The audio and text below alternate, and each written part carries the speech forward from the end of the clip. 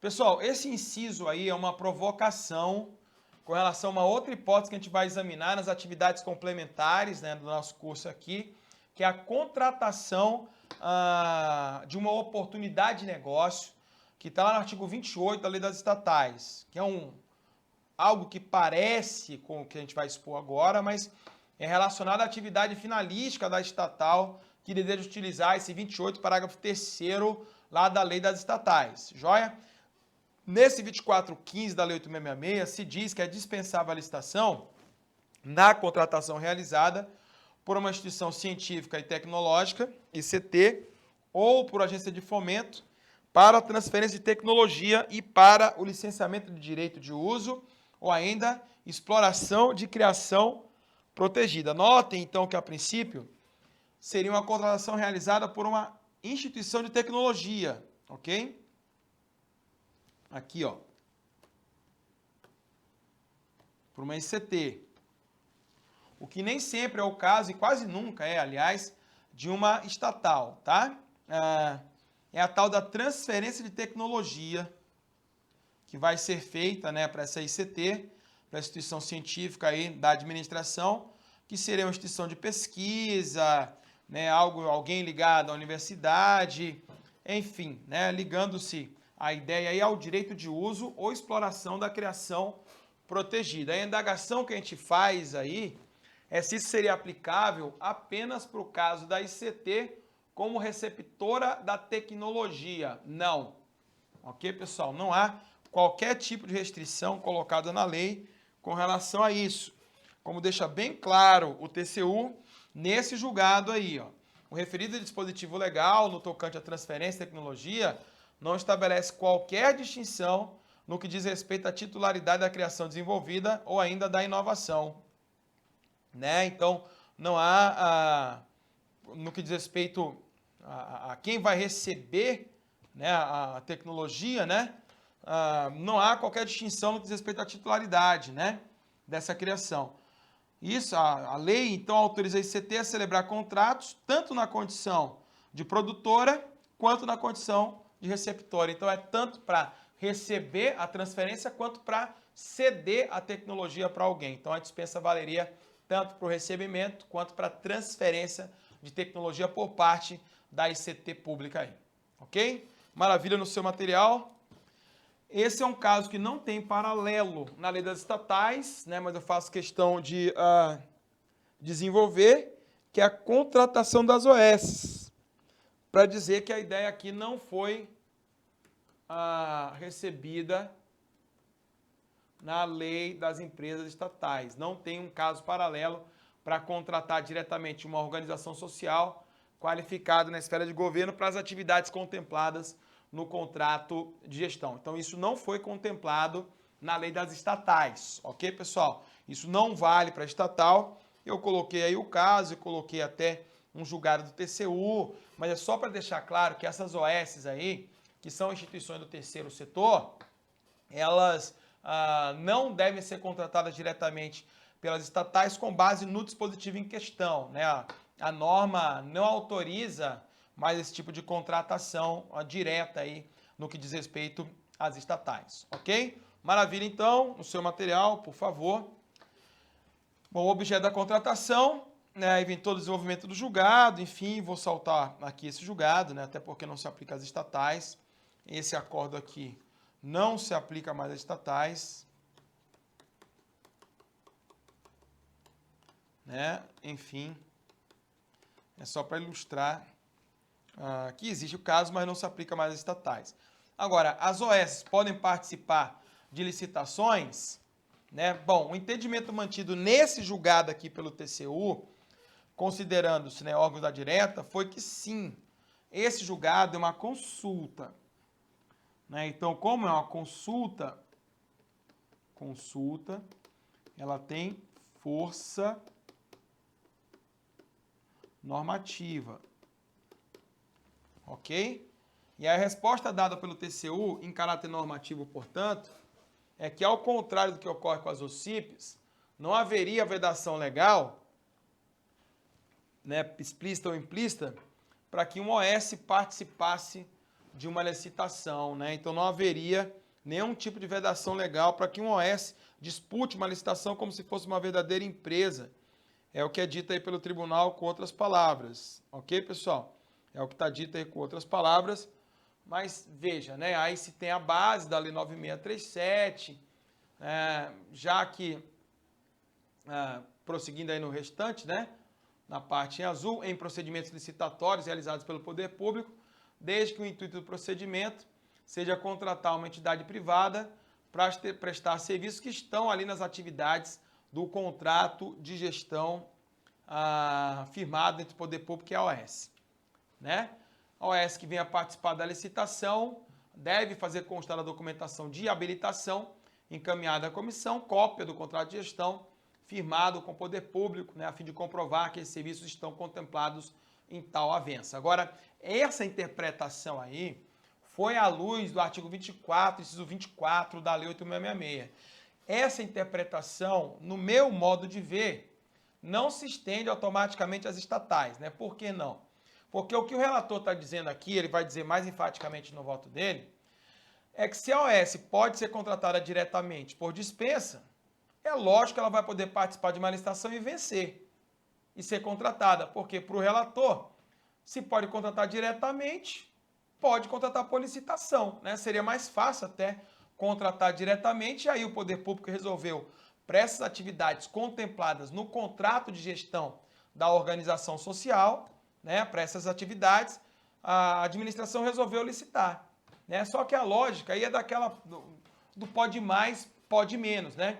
Se eu posso mais, no caso das OS, e posso contratar diretamente com dispensa, eu posso menos, no caso das OS, e contratar por meio de uma licitação.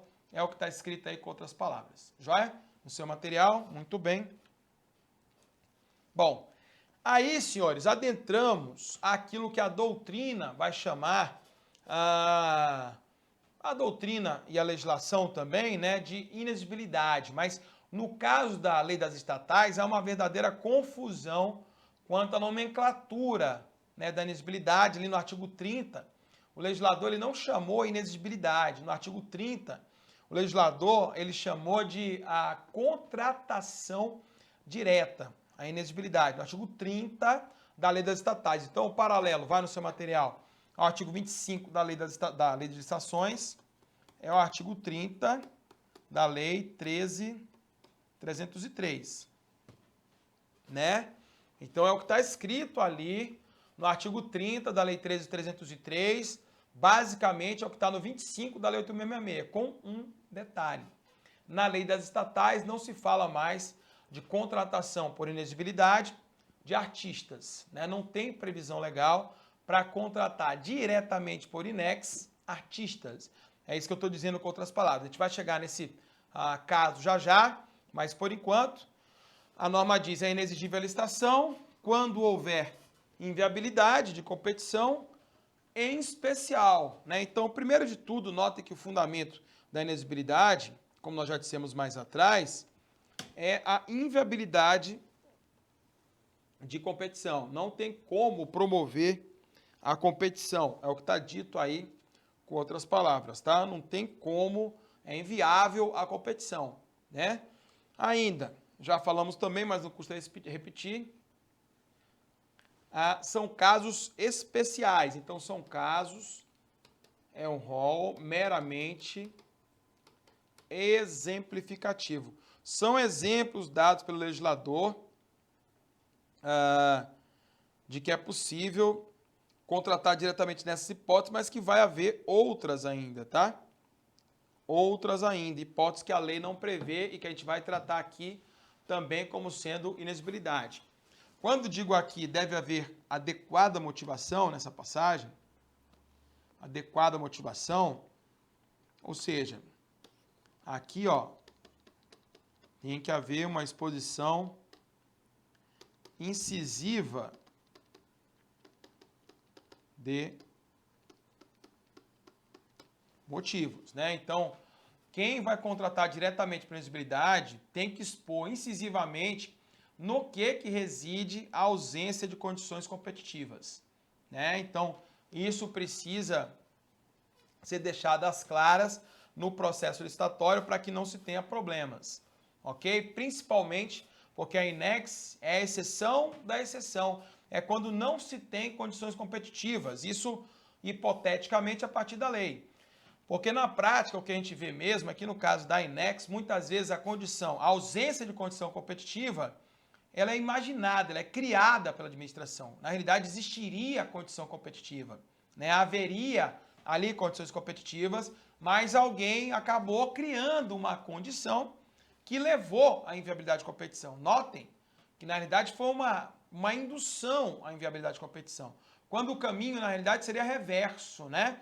Verificar se não há competição entre produtos possíveis ali, serviços, se for o caso, e a partir daí decidir de maneira vinculada pela inexigibilidade.